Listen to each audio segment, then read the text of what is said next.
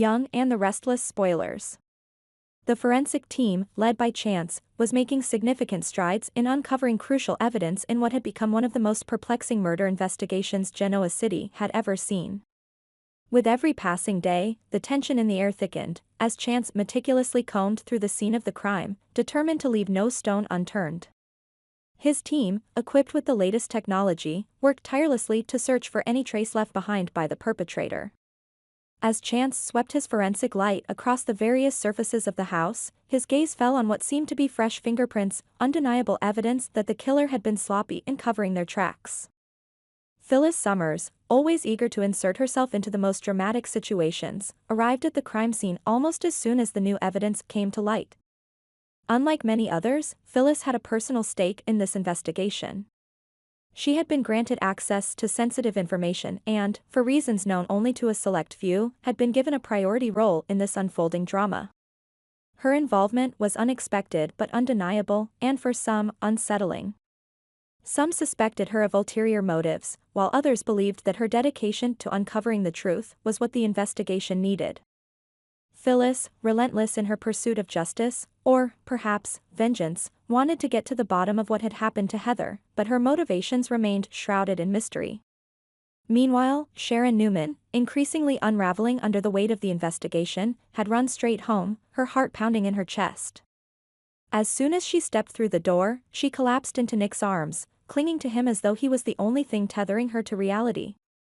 Panic filled her voice as she explained the situation to him, her words coming out in frantic bursts. "Nick, it's Phyllis," she gasped, her voice tinged with both fear and desperation. "She's out there, right now, trying to find something to pin this on me.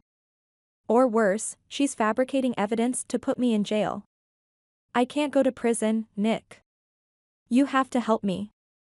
Nick, caught off guard by the sudden outpouring of emotion from Sharon, tried to calm her down. He had always cared for her deeply, but the gravity of the situation was clear. Sharon was in real trouble, and Phyllis, for reasons unknown, seemed to be closing in on her. His mind raced, wondering how things had spiraled so quickly, and more importantly, what he could do to protect her. The real bombshell came soon after. Evidence that the forensic team had just uncovered sent shockwaves through the investigation. The discovery of Sharon's fingerprints and traces of her blood on a book inside the crime scene could not be ignored. The question on everyone's mind was simple, yet horrifying: had Sharon actually used the book to bludgeon Heather to death? The evidence was damning. The very thought of Sharon, a woman known for her complex yet often misunderstood personality, striking Heather with such brutality was hard to process. The book, now identified as the murder weapon, had been used with such force that it left blood splatter across its pages, suggesting a vicious attack. But as the forensic team pieced together the details, a darker, more tragic possibility emerged. The blow that killed Heather may not have been premeditated. It could have been an accident, a moment of uncontrolled rage or panic. The narrative quickly shifted, with some speculating that the killer never intended for Heather to die. If the attack had been impulsive, born from a confrontation gone horribly wrong, then the crime was even more tragic. But it didn't make Sharon any less culpable. The revelation hit Sharon like a sledgehammer. Her mind raced back to that fateful night, desperately trying to fill in the gaps in her memory. Had she truly been capable of such an act? She couldn't remember it, yet the evidence seemed undeniable. But even as the walls closed in around her, Sharon maintained that she was innocent, that something was terribly wrong.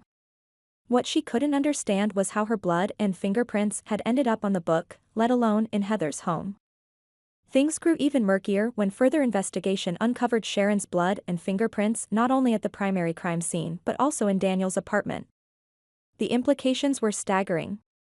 Why was Sharon's DNA present in Daniel's home? What had happened there that connected her to the murder of Heather? This latest discovery only deepened the mystery. If Sharon had committed the crime, what had driven her to leave traces of herself at Daniel's apartment? It made no sense, yet the forensic evidence was irrefutable. Daniel, already burdened by the weight of suspicion, now found himself more entangled in the investigation than ever before. His relationship with Heather had always been fraught with complexity, but this was something else entirely.